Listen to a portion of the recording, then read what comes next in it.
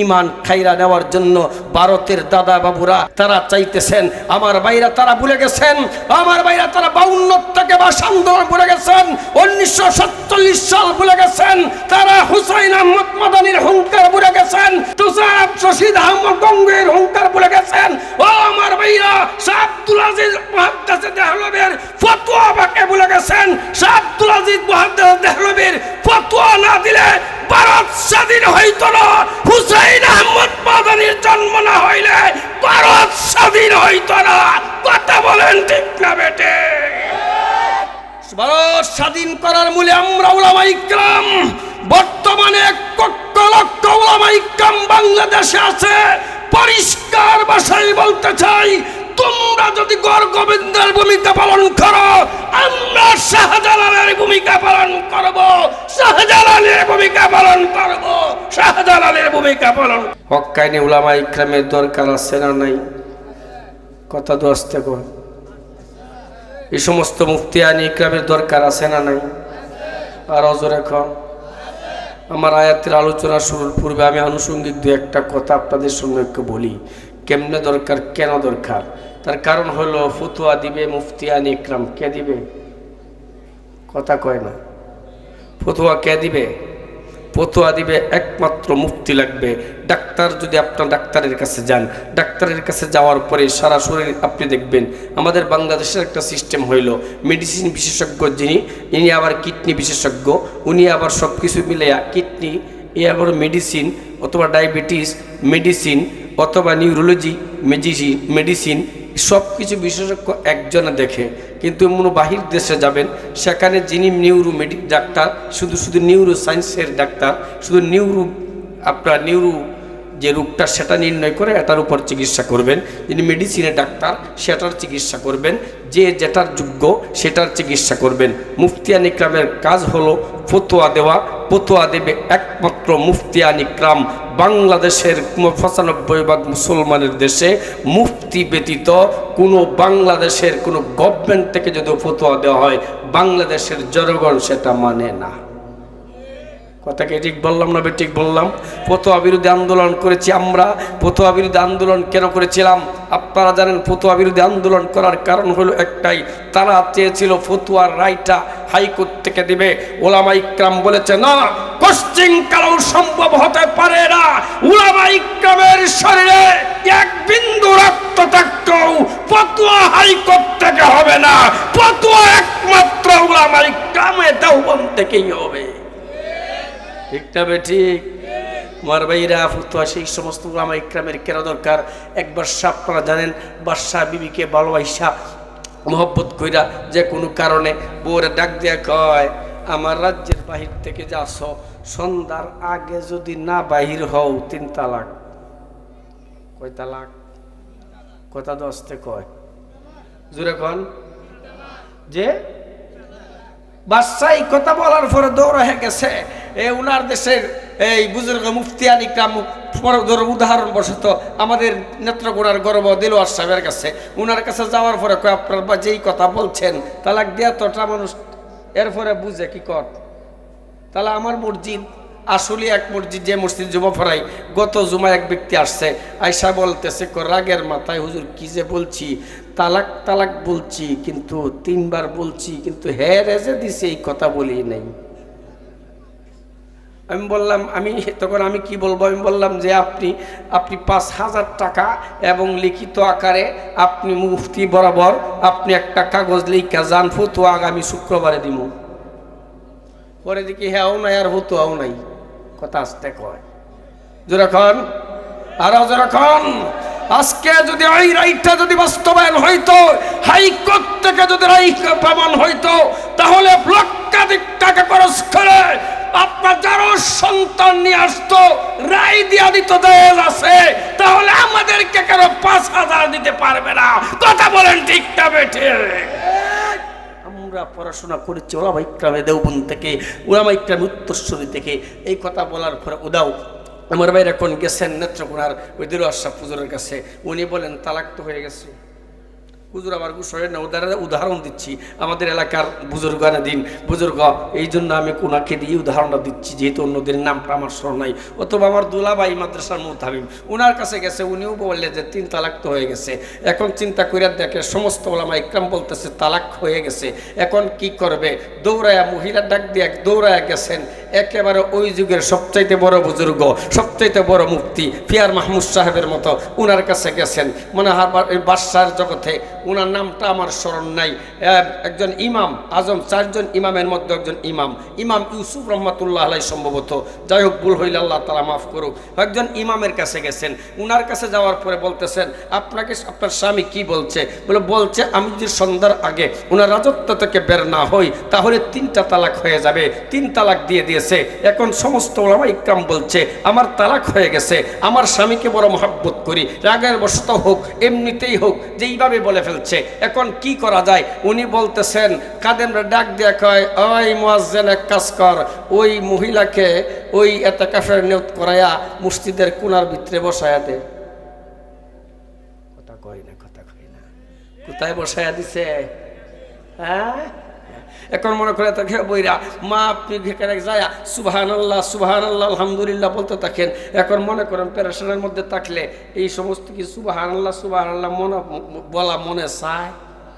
হ্যাঁ, আল্লাহ নামাজে দাঁড়াইলেন, ফজর মাগরিবের নামাজ পড়লেন, 2 রাকাত সুন্নত পড়লেন, আল্লাহর ওলি তারপরে আওয়াবিন পড়লেন। আর ওই মহিলা সূর্য ডুবে গেছে, মাগরিবের নামাজের সময় হয়ে গেছে, মাগরিবের নামাজ পড়ে ফেলেছেন। মহিলা ভাবতেছেন হুজুর তো মাসআলা দিবে সন্ধ্যার পরে, আমার তো তালাক হয়ে গেছে সন্ধ্যার আগে। কথা তো কয় না, তালাক কোন সময় দেওয়ার কথা দিছে? কোন সময়? সন্ধ্যার আগে যদি আমার রাজত্ব ছাড়তে না পারো কয় তালাক। কথা আসতে কয়। দুলা ভাই আপনার মুসল্লিরা তো কথা কয় না, তাহলে কেমন হইব? ওই দিকে থেকে সাউন্ড এখান থেকে সার্চ করতে হবে, এখান থেকে আওয়াজ বের হবে। কয় তালাক? 3 তালাক দিছে। এখন তালাক দিয়ে হুজুর নামাজ পড়ে এরকম মা আপনার এবাদত আমার নামাজ শেষ হয়েছে, আওয়াবিন পড়ছি সব কিছু পইরা, এখন আপনাকে বলতেছি আপনি সোজা বাড়িতে যান, আপনার 1 তালাকও হয় নাই। ওই মহিলা বলেন হুজুর কেমনে তালাক হয় নাই? সন্ধ্যার আগে তো আমার স্বামীর রাজত্ব থেকে বের হইতে পারি নাই। আল্লাহর ওলি বুজুর্গ ডাক দিয়ে বলে মা তোমার স্বামী বলেছে তোমার স্বামীর রাজত্ব থেকে বের হওয়ার জন্য, তুমি এতক্ষণ ছিলে আল্লাহর ঘর মসজিদের ভিতরে, সুতরাং মসজিদ আল্লাহর ঘর, আল্লাহর রাজত্ব চলে মসজিদের ভিতরে, তোমার স্বামীর রাজত্ব চলে না। মসজিদের ভিতরে কার রাজত্ব চলে না? এখন এই ফতুয়াটা দিবে কে? দিছে কে? মুফতির দরকার আছে না নাই? আরো জোরে খন। আমার মতো বোম্বাস্টিক মার্কার মুফতি হাজারো হাজারো তৈরি আছে, হাজার হাজারো তৈরি হতো। পিয়ার মাহমুদ সাহেবের মতো মুফতি, এই সমস্ত মুফতি বাংলাদেশে দরকার আছে। এই সমস্ত মুফতি বাংলাদেশে না হওয়ার জন্য খ্রিস্টান আর ইহুদিরা মিশন চালিয়ে যাচ্ছে।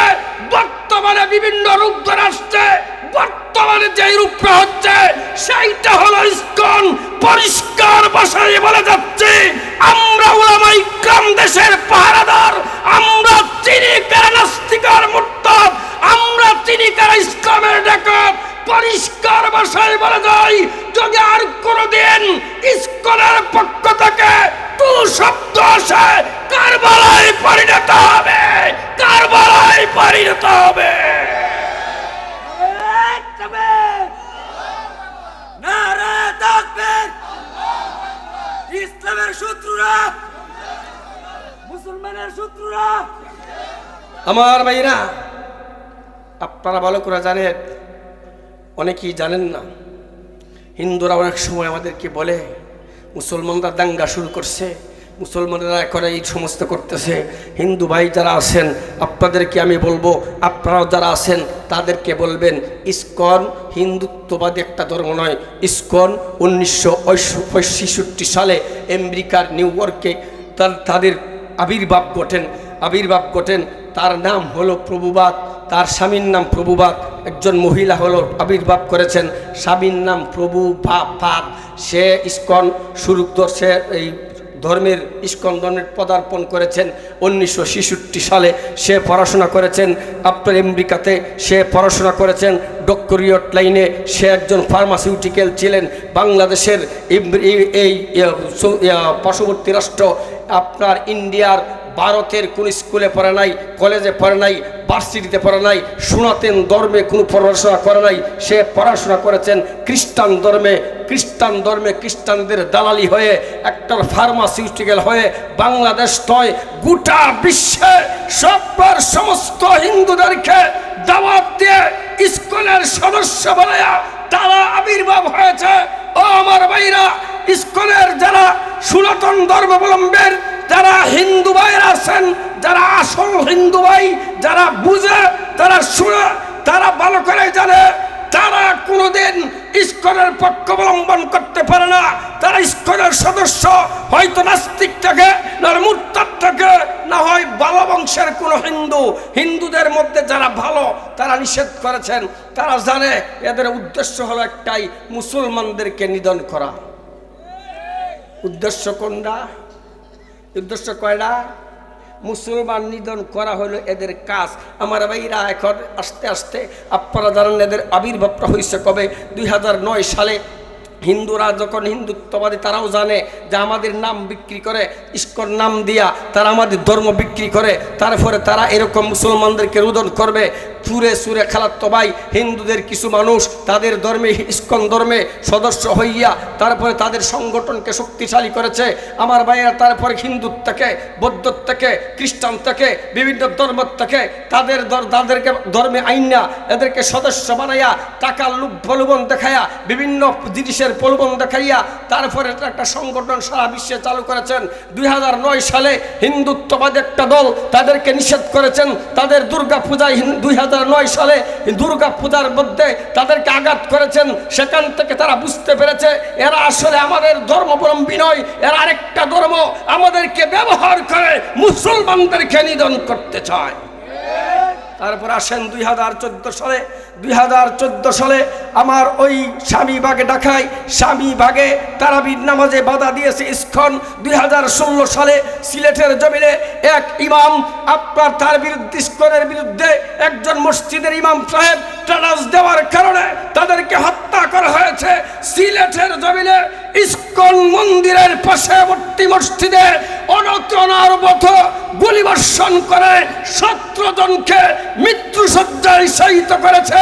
2024 এসে আমার ভাইরা, যারা হিন্দু থেকে মুসলমান হয় তাদের নাগরিকত্বকে স্থিতিশীল করার জন্য, শক্তিশালী করার জন্য তারা যে যিনি অ্যাডভোকেট ছিলেন, যাকে শহীদ করা হয়েছেন সাইফুল ইসলাম আলিফ ভাই, তাকে হত্যা করেছেন। পরিষ্কার ভাষায় বলে গেলাম, আরেকটা মুসলমানের উপরে যদি ইস্কনের কোন সদস্য টু শব্দ করে, কেমন শুরু হবে, কেমন শুরু হবে।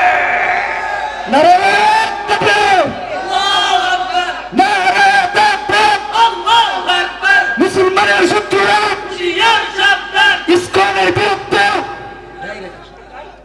আমার ভাইরা, আপনাদেরকে দাওয়াত দিয়ে গেলাম, আপনারা পরিষ্কার ভাষায় আপনারা জবাব দিবেন।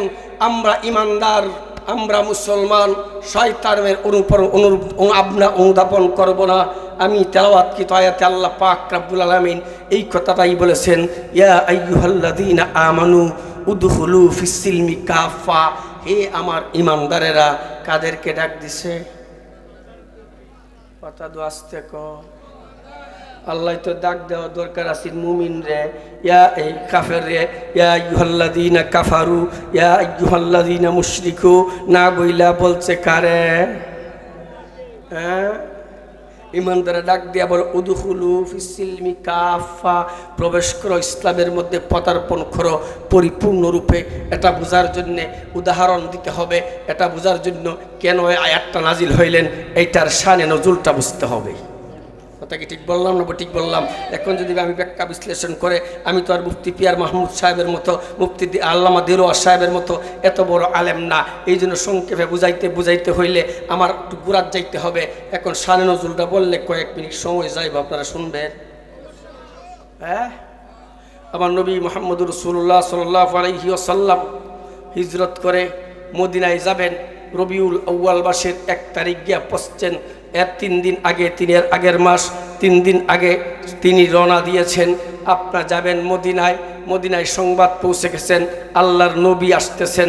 যাকে তৈরি না করলে তামাম কায়নাত তৈরি করতো না, যাকে তৈরি না করলে আসমান জমিন তৈরি হইতো না, যাকে সৃষ্টি না করলে আল্লাহ পাক রব্বুল আলামিন আদম আলাইহিস সালাতু ওয়াস সালামকে তৈরি করতেন না, যাকে সৃষ্টি না করলে আল্লাহ পাক রব্বুল আলামিন 1,23,999 জন নবী পয়গম্বর পাঠাইতেন না। সেই মুহাম্মদুর রাসূলুল্লাহ সাল্লাল্লাহু আলাইহি ওয়াসাল্লাম আগমন করতেছে মক্কা থেকে সাইরা মদিনায়। এখন বলেন তো দেখি, আমেরিকার ডোনাল্ড ট্রাম্প যদি বাংলাদেশে আসে, বাংলাদেশের যত উপদেষ্টা মণ্ডলী আছে এয়ারফোর্টে দৌড়ায় এয়ারফোর্টও গাড়ি নিয়ে যাবে কি না? কথা দু আসতে কর। আমার ভাইরা এখন সবাই যাবেন নবী, আমার ডোনাল্ড ট্রাম্প নয়, তামাম পৃথিবীর যত রাজা বাদশাহ আছে, যত প্রেসিডেন্ট আছে, সব কিছুর মালিককে। আর জোরে কর। আল্লাহ বলেন আমি রব্বুল আলামিন, আমার বন্ধু হইল রহমাতুল্লিল আলামিন, আমি হইলাম আল্লাহ। বলে আমি কোন দূরে আল্লাহ? আমি সারা দুনিয়ার আল্লাহ নয়, আমি আরশেরও আল্লাহ, জমিনেরও আল্লাহ, তামাম কায়নাতের আল্লাহ।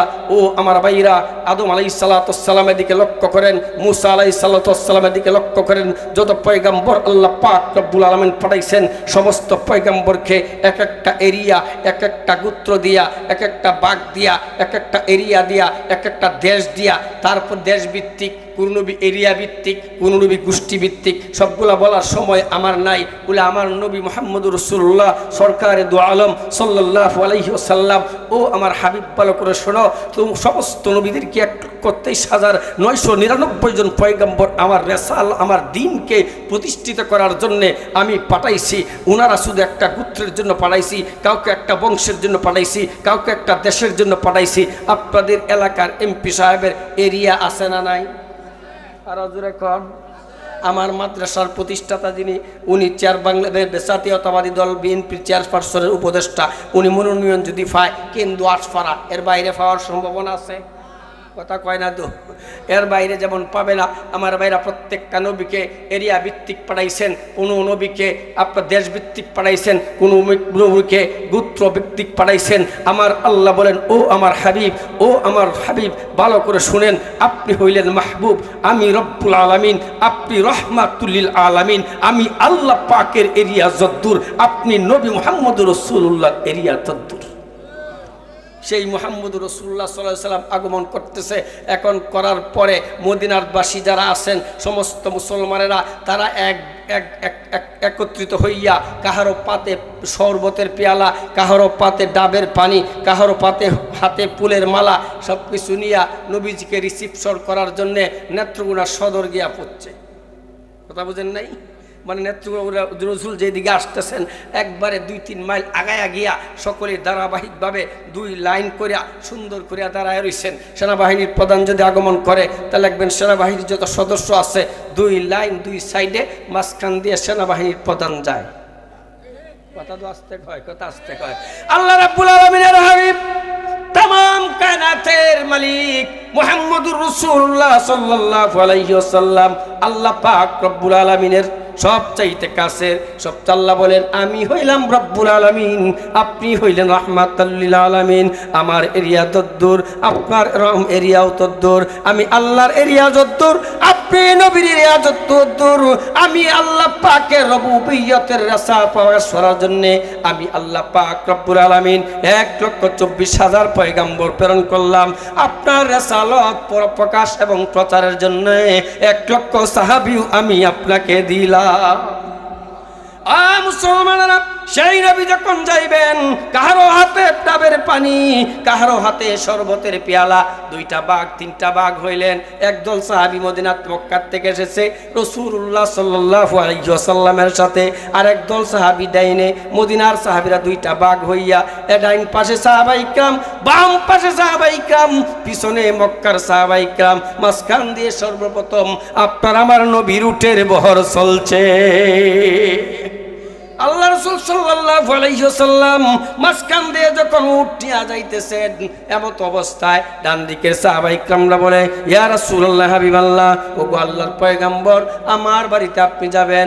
আমি অনেক আশা করে আমি মদিনার থেকে এসেছি গো হুজুর, আপনাকে আমার বাড়িতে আগমন করার জন্য। আত্মীয় স্বজন যারা আছেন তাদেরকে বলেছি আমি হইলাম মদিনার সবচাইতে একজন অমুক গোত্রের লোক, সুতরাং আমার বাড়িতে আল্লাহর হাবিব আগমন করবে। আল্লাহর নবী দেখলেন ডান দিকের সাহাবায়ে কিরামরা বলে তার বাড়িতে আগমন করানোর জন্য, বাম দিকের সাহাবায়ে কিরামরা বলে তাদের বাড়িতে আগমন করার জন্য। এখন বলেন তো দেখি, ডান দিকের সাহাবীদের বাড়িতে গেলে বাম দিকের সাহাবীরা সন্তুষ্ট হবে না অসন্তুষ্ট? কথা দুঃখ হয় না? আরো ধরে বলেন। আল্লাহ নবী বলেন, আমি যদি ডান দিকের সাহাবীদের বাড়িতে যাই, বাম দিকের সাহাবী অসন্তুষ্ট হয়ে যাবে। বাম দিকের সাহাবীদের বাড়িতে গেলে ডান দিকের সাহাবী অসন্তুষ্ট হয়ে যাবে। এখন কার কাছে যাবেন? আল্লাহর নবী, বিশ্ব নবী মুহাম্মদুর রাসূলুল্লাহ।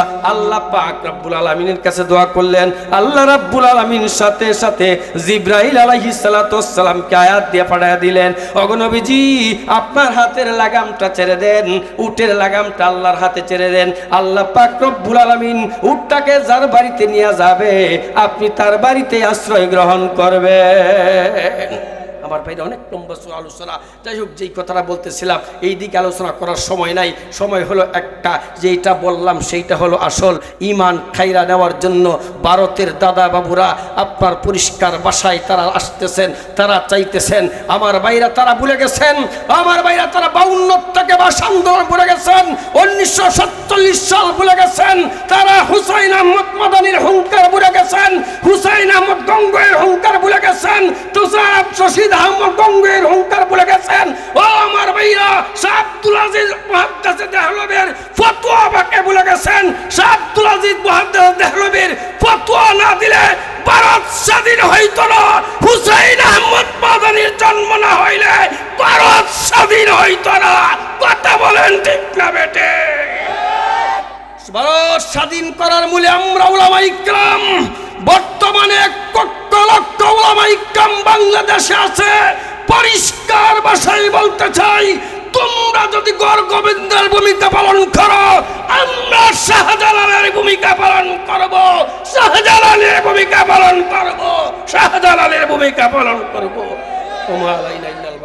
আসসালামু আলাইকুম ওয়া রাহমাতুল্লাহ।